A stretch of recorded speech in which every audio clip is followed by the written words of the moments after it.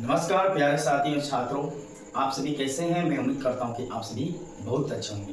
तो आज का आपका खास टॉपिक है प्रकाश। केवल हम प्रकाश के बारे में हम इस वीडियो में जानेंगे। ठीक है, प्रकाश क्या होता है, प्रकाश एक प्रकार का क्या होता है, प्रकाश किसे कहते हैं, प्रकाश के चलते ही हम किसी वस्तु को देख पाते हैं।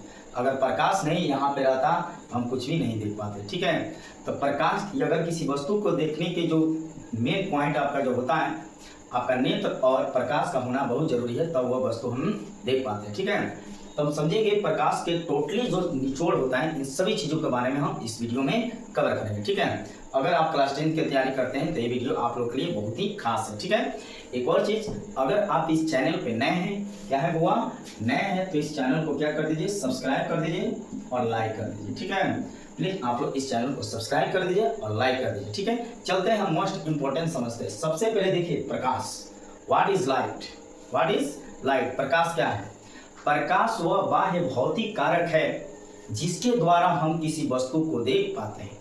ठीक है, यानी प्रकाश के कारण ही हम किसी वस्तु को देख पाते हैं, उसे हम प्रकाश कहते हैं। प्रकाश बाह्य भौतिक कारक होता है। ठीक है, प्रकाश के इंपॉर्टेंस पॉइंट को हम समझते हैं। देखिए, प्रकाश एक प्रकार की ऊर्जा होता है। क्या होता है, ऊर्जा होता है, और इसमें उष्मा भी होता है और प्रकाश ये निकल पाता है। तो प्रकाश एक प्रकार क्या ऊर्जा है। फिर प्रकाश विद्युत चुंबकीय होता है और ये तरंग के रूप में होता है, वेव के रूप में। किसके रूप में होता है, वेव के रूप में होता है प्रकाश, है ना। प्रकाश के कण जो बंडल होते हैं उसे हम फोटोन कहते हैं। प्रकाश के कणों को क्या कहते हैं, फोटोन कहते हैं, जो टिंडल प्रभाव के बारे में बताता है। ठीक है, नेक्स्ट है बाबू, प्रकाश जो होता है सीधी रेखा में गमन करता है। अगर आपसे पूछा जाए प्रकाश किस रेखा में गमन करता है, तो आप लोग बोलेंगे प्रकाश सीधी रेखा में गमन करता है। प्रकाश क्या करता है, सीधी रेखा में गमन करता है। प्रकाश के सबसे अधिक चाल, प्रकाश के सबसे अधिक चाल निर्वात में होता है। निर्वात का मतलब होता है शून्य, यानी वैक्यूम, जहाँ पर कुछ एयर नहीं हो, तो वहां पर इसका चाल 3 × 10⁸ मीटर प्रति सेकेंड होता है। बोलिए, 3 × 10⁸ मीटर प्रति सेकेंड होता है यह प्रकाश। ठीक है, प्रकाश के सबसे अधिक चाल ठोस में होता है और उसे हम कांच बोल सकते हैं। कांच क्या होता है, ठोस होता है। तो प्रकाश के सबसे कम चाल आपको ठोस में होता है। और समझिए, मीडियम भी समझिए, सबसे पहले आपको गैस में ज्यादा होगा, उसके बाद ठोस में, उसके बाद द्रव में, किसकी क्या चीज में, यहाँ पे द्रव होगा, और लास्ट में आपका ठोस होता है। क्या होता है, ठोस होता है। तो सबसे ज्यादा गैस, उसके बाद द्रव और उसके बाद ठोस। समझिए, यह है प्रकाश के चाल। एक और चीज इंपॉर्टेंस कॉम्पिटेटिव तौर पर याद करेंगे, सूर्य का प्रकाश पृथ्वी तक आने में 8 मिनट 16 सेकेंड या 20 सेकेंड का टाइम लेता है। ठीक है, सूर्य का प्रकाश जो होता है पृथ्वी तक आने में 8 मिनट 16 सेकेंड या 20 सेकेंड दोनों देता है। 20 भी दे तभी भी सही है, 16 भी दे तभी भी सही है। तो इतना टाइम ले लेता है सूर्य का प्रकाश पृथ्वी तक आने में। समझ गए। उसके बाद देखिए, चंद्रमा का जो प्रकाश होता है, चंद्रमा का जो प्रकाश पृथ्वी तक आने में 1 मिनट 28 सेकेंड का समय लेता है।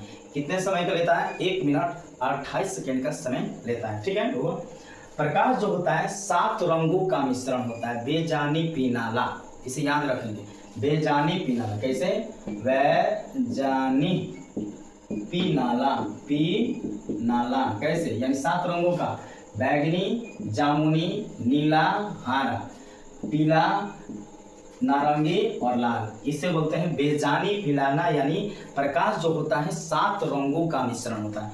कितने रंगों का मिश्रण होता है, 7 रंगों का मिश्रण होता है। ठीक है, प्रकाश के स्रोत मतलब से, स्रोत माने जहां से आपको कोई चीज निकलता है। जैसे आपके पैसा का स्रोत कौन है, तो आपके पिताजी हैं, वहां से पैसा मिलता है तो आप लोग पढ़ पाते हैं।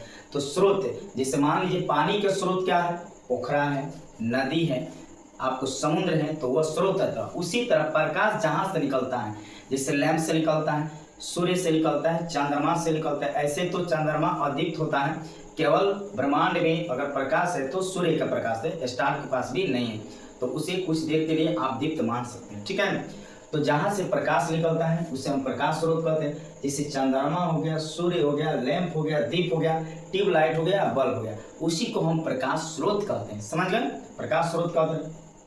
प्रकाशीय पदार्थ अब समझते हैं। देखिए, प्रकाशीय पदार्थ दीप्त माने वैसा पदार्थ जिससे स्वयं प्रकाश निकलता है, वैसा पदार्थ जिससे स्वयं प्रकाश निकलता है उसे दीप्त पदार्थ कहते हैं। क्या कहते हैं बाबू?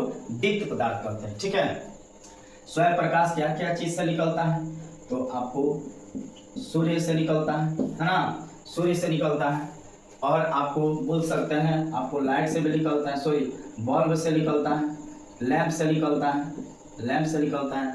इसे दीप्त पदार्थ कहते हैं। क्या कहते हैं? दीप्त पदार्थ। अदीप्त का मतलब होता है जहाँ से प्रकाश नहीं निकलता, जैसे टेबल, कुर्सी, बेंच, डेस्क, एक कलम हो गया, तो इससे बोलते हैं अदीप्त पदार्थ, यानी जहाँ से प्रकाश नहीं निकलता है, जहाँ से प्रकाश से नहीं निकलता है उसे क्या बोलेंगे? अदीप्त पदार्थ। बोलिए क्या बोलेंगे हुआ? अदीप्त पदार्थ बोलेंगे। आप समझते हैं पारदर्शी पदार्थ, यानी वैसा पदार्थ जिससे प्रकाश की किरण या प्रकाश आर पार निकल जाए। क्या कर जाए? आर पार निकल जाए, उसे पारदर्शी पदार्थ कहेंगे।